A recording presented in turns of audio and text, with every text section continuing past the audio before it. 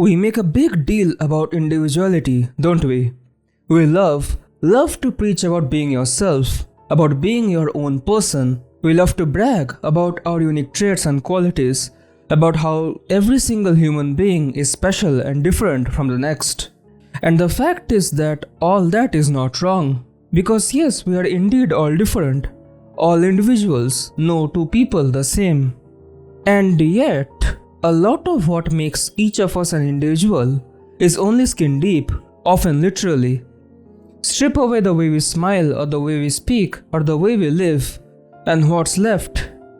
What are the literal, the most basic and fundamental building blocks of us? It's flesh, it's muscle, it's sinew, it's blood, it's bones, it's meat. And meat, that has its own rules. It decays, it rots, it can be consumed by other animals, even other humans. We are animals, and our bodies are the most obvious and literal manifestation of that fact. For the majority of human history, we were painfully aware of this truth. We were aware of this as basic hunter-gatherers who ran from things that growled in the dark. We were aware of this as early farmers, scratching a living from the earth. And we are still very aware of this when we tore each other apart by swords and spears and arrows and axes and clubs. But now we live insulated. The society we have created for ourselves has done a fairly clean job at wiping out all the uncomfortable truth we love to forget. Today, unless you are a butcher or a surgeon, flesh, blood, and bones are merely a faint afterthought. We consume meat every day, we cook it and cut it and grind it up. And all through we just forget that we are looking at the same parts that are inside of each of us. The same Lego bricks we are all built with. Just last week, I went to a clinic for a blood test and the doctor asked me if I was uncomfortable seeing my own blood. It was such a strange question until I learned about something called vasovagal syncope. A condition where people faint at the mere sight of their own blood. Can you imagine if this was like 200 years ago? How strange and absurd and just plain inconvenient it would be to get sick at seeing your own blood. Imagine being a soldier fighting to not get stabbed, to not get killed, all while knowing that if you simply see your own blood, you would faint. That is just so ridiculous, and yet in a way, it's the testament to how much we have disconnected ourselves from our own bodies, from our very biology. That moment at the clinic, staring at my own blood and getting increasingly nauseous at the sight, was when I realized something. We fear and are almost disgusted by the physical side of us, by our own flesh and bones, and I do mean that in the most literal sense. The very stuff we are made of makes us feel uncomfortable and uneasy. The human body is a marvel, an intricate machine where every part plays its role in perfect synchrony. We praise its efficiency, its resilience, the way it sustains itself with almost supernatural precision. But when stripped of abstraction, stripped of the glitz and the glimmer, and reduced to its raw components, this awe turns to discomfort. So a diagram of the liver, its complex functions neatly mapped out, fascinates us. But the real thing, a slab of slick, pulsating tissue, of flesh, pink and raw, elicits revulsion. We admire the mechanics of breathing, yet a fresh lung, pink and quivering, unsettles us. Some parts of the body escape this reaction, even become objects of admiration, but beneath it all lingers an unspoken truth. We are drawn to the body's perfection in concept, yet repelled by the visceral reality of what we are. I wonder why that is, why we feel this abhorrence at our own biology. Is it linked to body horror? Do we fear and feel disgusted at the thought of our own bodies because they remind us of the horrors of disease and decay? Is it textural, as in, is it the soft, spongy, damp nature of the flesh that is so off-putting? There is this strange, weird divide between the beautiful machine and the parts of it, which are just too human, too real, too animal. And so we live in this contradiction. We admire the body for its complexities, for its seamless function, for its beauty when seen from a distance or on a chart. But the closer we look, the more we recoil. We celebrate youth, health and symmetry, but we flinch at raw meat, at sinew, at an exposed bone. We are repulsed by our own shedding. Hair, nails, skin, things that were part of us just moments ago. And the deeper we go into muscle, bone and viscera, the more this disgust intensifies. It's not just about texture or smell or decay. It's about what it reveals. The truth that no matter how much we dress it up, no matter how much we shape, clean or hide it, that on some level we are no different from the frogs we cut open in biology lab, no different from the turkey we butcher, that we are just meat. The human body is not built to last. It bruises, scars, sags, weakens, but worse than that, it rots. From the moment we are born, we begin to decay. Bacteria invade, cells die, tissue degrades. In the end, the best case scenario is a return to the earth, a handful of ash or a feast for worms. It's a bit lopsided. It's lopsided that the end, that the point where you are well and truly gone, is almost cleaner than the transition. A skeleton is clean. Ash is weightless, but the in-between, that's where the horror lies. That's when the body liquefies, gases build, skin blisters and slouches off in sheets. Where the face, once so familiar, so human, bloats beyond recognition, and the body becomes something other. Not alive, not fully gone, just a thing in flux. And isn't that what really unsettles us? Not that itself, but the process of getting there. The sight of something that was once us, but is now turning into something else. Something unrecognizable. Something wrong. Something not really human. The corpse in the casket is peaceful.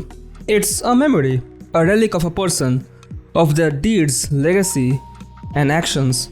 And there is certainly a degree of peace in that.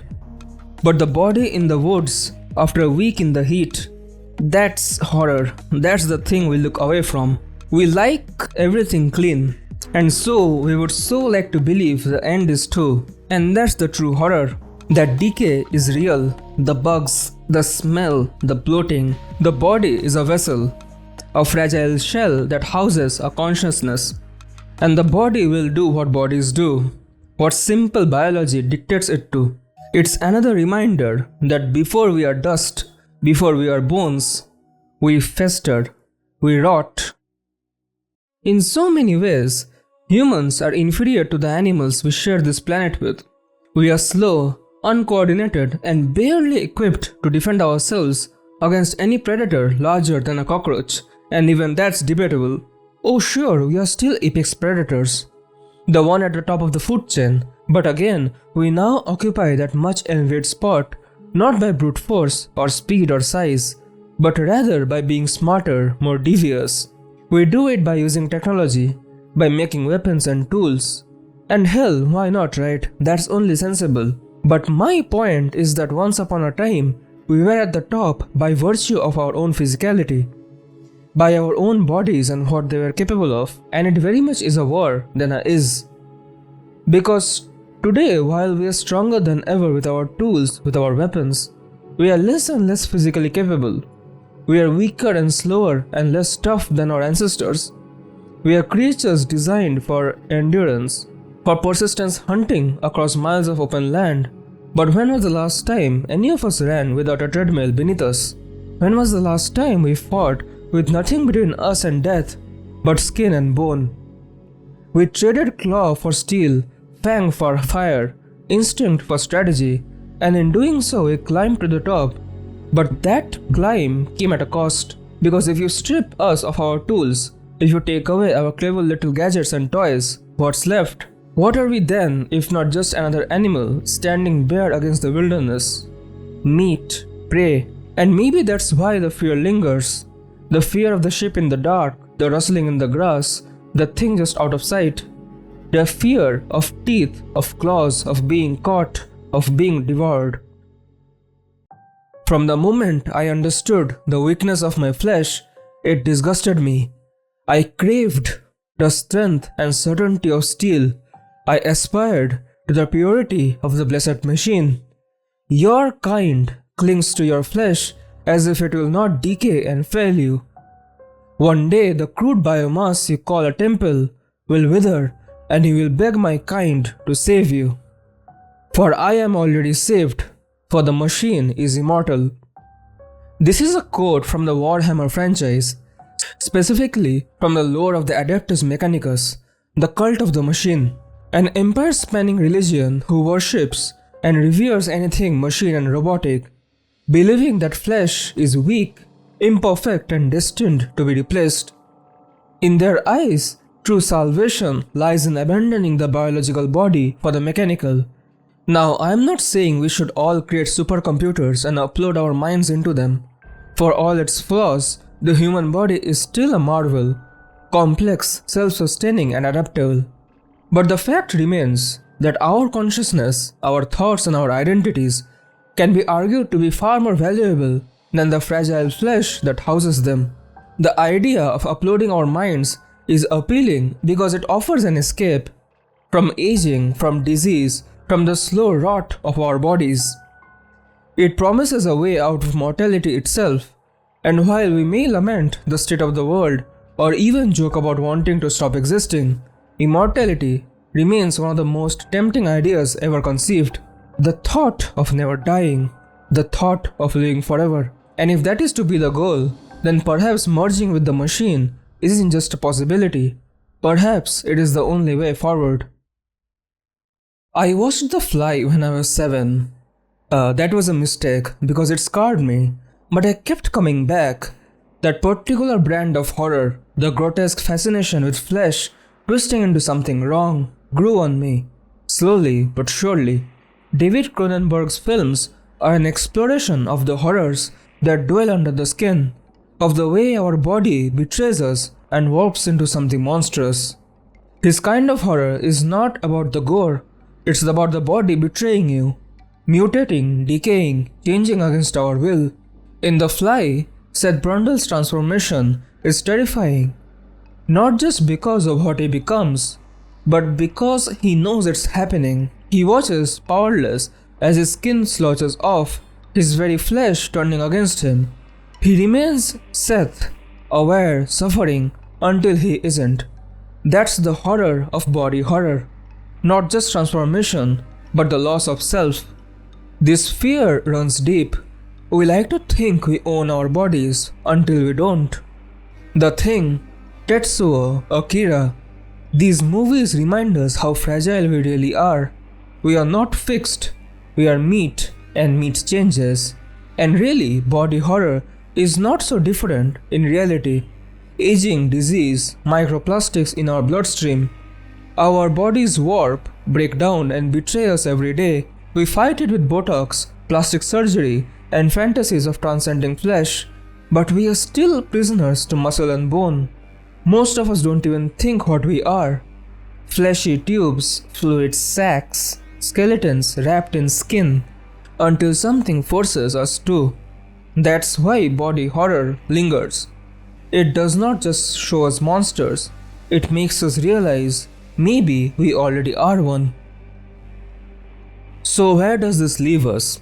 Are we merely meat, destined to rot, prey, forever hunted? Or is there something more? Perhaps the real scare is not just in decaying flesh, but in the disconnect between the potential of our consciousness and the limitations of our physical form. We strive for immortality, for transcendence, for control over our own destinies. But the unfortunate truth is that we are trapped in these fragile shells, forever wrestling with our animal nature, our fear of the unknown, and the haunting realization that we too will one day become something monstrous, at least to those who are left to remember us. If this video resonated with you, go ahead and hit like, and maybe even subscribe if you want to stay tuned for more. Thank you so much for being here.